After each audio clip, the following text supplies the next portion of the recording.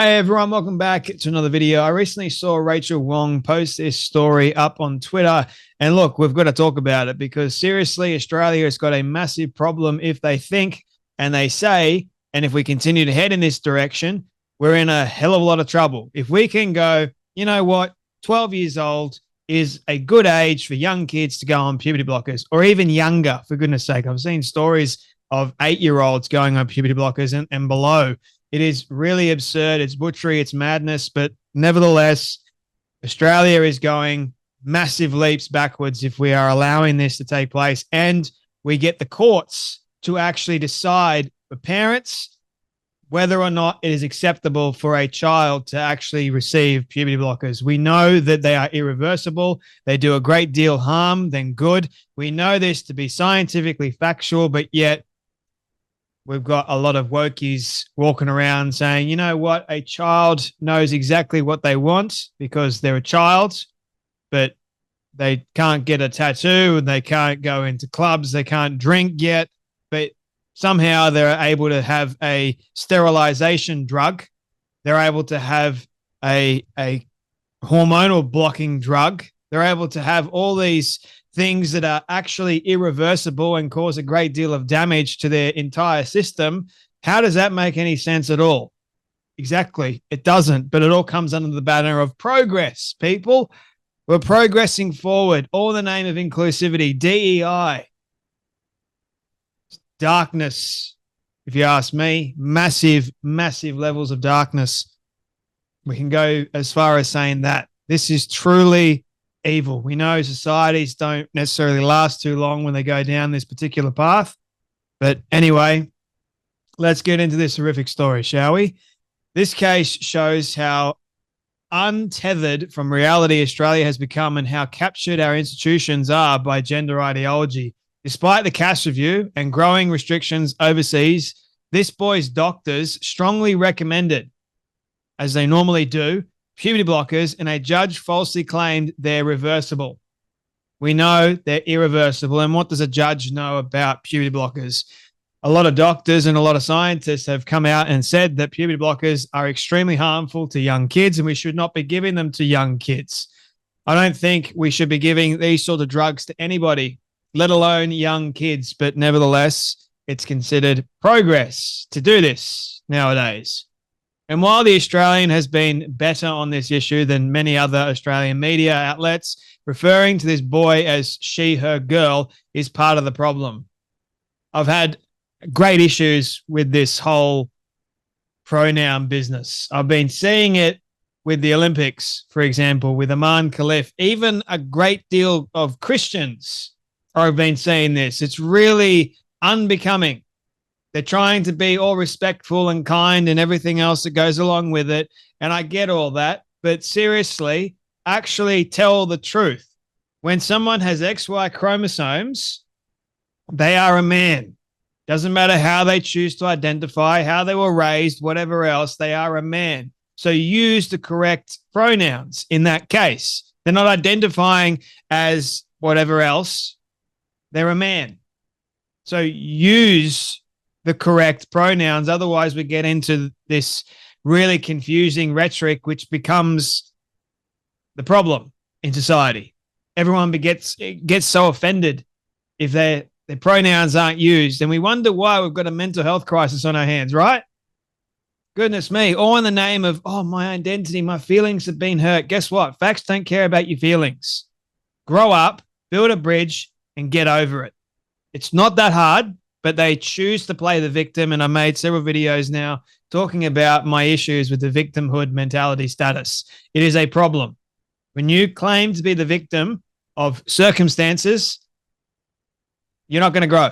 You're going to fall incredibly far backwards and you're not going to become the person you're supposed to become. Anyway, court approves puberty blockers for child, 12 years old, despite father not being consulted. The court, medical professionals, you name it, have taken away parents' abilities to actually be a parent and do right by the child if that parent wants to do right by the child. I know there are parents out there that don't want to do right by the kid and they want to trans the kid.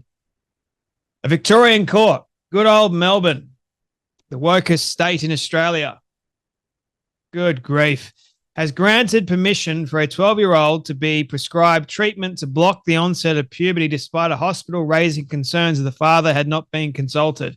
Yeah, it doesn't matter if the father was consulted or not. Like, this is going to a court, for goodness sake. What is the father going to do in court? I am the dad, but the court goes, nah, you have no right, dad. Even though it's your child, we the state take over. We're going to allow this child to have something that is going to destroy them. And you as the father are going, you're helpless. What's going on?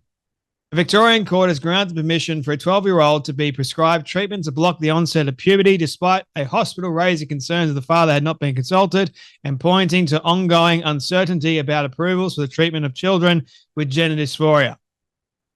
Say no more. Last week ruled that the mother's consent alone is enough to allow the hospital to prescribe puberty blockers to the biological male child, who first presented as a girl aged 7 when the child told the child's mother that the child was no longer the son, but the daughter instead.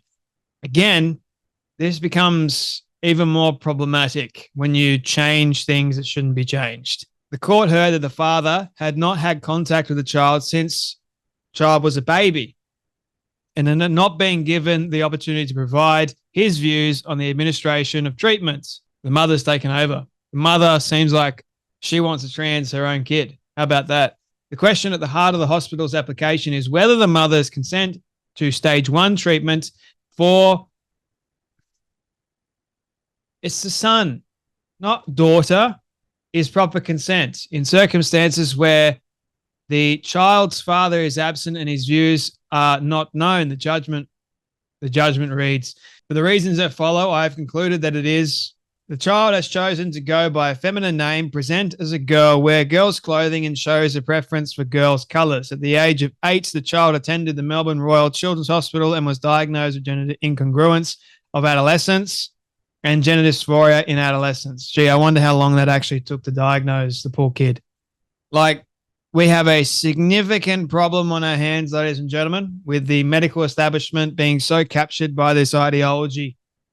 It's problematic. Child's mother is supportive. Of course, the child's mother is. We see a lot of this happen with females. You're supportive of your child taking puberty blockers, but the hospital has raised concerns with the Victorian Supreme Court over whether they could do so without the father's consent. So, according to the court, the father's got no say in this matter. Even the hospital raised concerns, but that doesn't matter. The court is the court. They will do whatever the hell they want. They'll forget about the hospital's recommendations. We're just going to do because the mother is so supportive of the child transitioning. Its hesitation is due to ongoing uncertainty about the appropriate approval of authorization for treatment for gender dysphoria. Judge Richardson's judgment reads. What a woke judge. Oh boy. The court heard the father had not been involved in the child's life since the age of just 1 year old. Around the time the mother took out a family violence intervention order against the father for a 1 year period. Oh boy. There were no breaches of the order, and so it was not renewed beyond that period. Shortly after that, the father commenced legal action to enable him to have contact with his child. The father's legal action was not pursued to its conclusion. I wonder why that is. The case comes as the family court continues to grapple with the complexities of gender identity, especially in the context of children, medication, and surgery. I would not want to be part of the family court system. It is an absolute mess. And I really do feel for families that are actually going through the family courts at the moment in whatever case. And when you throw gender identity and this nonsense into the mix, you're going to end up with a lot of problems. It's going to make things a lot more complicated. The Australian has been following a complex matter in the federal circuit and family court in which the parents differ on whether their eldest child should be prescribed with cross-sex hormones. In a separate matter, a judge determined a father's refusal to conform with traditional gender norms left his 3 children confused and encouraged them to question their gender identity. Goodness me, there's like the world needs help, man. After they all began identifying as non-binary, why do they all start identifying as non-binary? Get them the hell off their phones, for goodness sake. Ruling the two youngest children will not be permitted to see their father for an extended period. In another case, the mother of a 13-year-old with gender dysphoria, so many young kids experiencing this thing known as gender dysphoria. Does anyone question as to why so many are starting to experience this illness or this diagnosis? Like, what even is gender dysphoria? Like, you're saying that you don't feel like you are in the wrong sex or the wrong body. No, come on, guys. So this 13-year-old with gender dysphoria abruptly withdrew an application seeking a family court order to allow the child to take puberty blockers after trying to have the independent children's lawyer assigned to the matter thrown off the case. What a mess. What an absolute mess. All family court judges were last year presented with a legal paper from a top barrister arguing the court must reassess how scientific advancements should apply to the family law system. The Victorian Supreme Court heard the child was distressed at the prospect of her voice breaking, of her, oh boy, let me do this again. The Victorian Supreme Court heard the child was distressed at the prospect of the child's voice breaking, of the child's Adam's apple developing, and of facial hair and increased body hair as well. And I love how the Australian is using her Adam's apple. It's like saying her testicles or her penis. Like, my goodness, people need serious help. Recently, this is what the judge says. The child's level of distress has been so high that it has affected the child's functioning at home and at school. And last year, the child began to report suicidal thoughts. Judge Richardson's statement or judgment reads, the child's treating clinician strongly recommended that the child take puberty blockers in the form of gonadotropin releasing hormone analogs.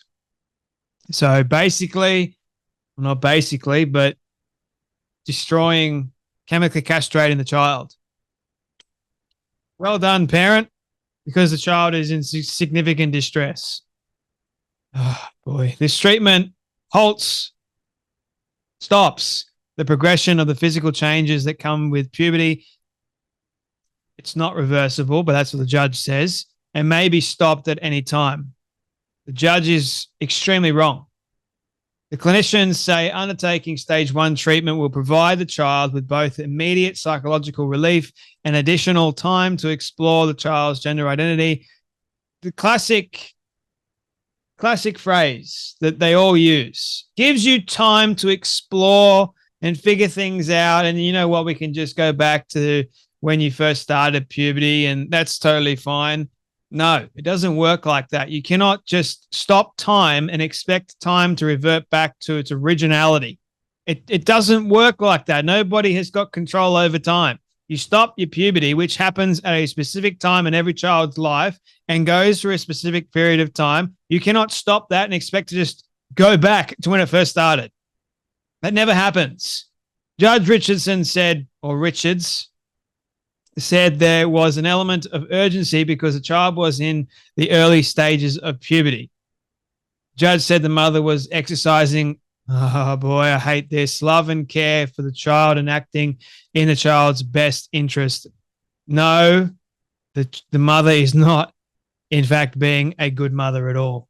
That is abuse, if you ask me. If you are chemically castrating your child and going to the family court system and asking the family court system to prescribe puberty blockers, chemical castrating drugs to your child, and then going, oh, you're being so care-provoking.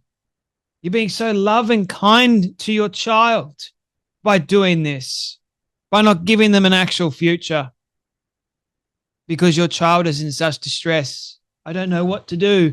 So let's ask a judge, a woke judge, what we should do. Unbelievable. Absolutely unreal.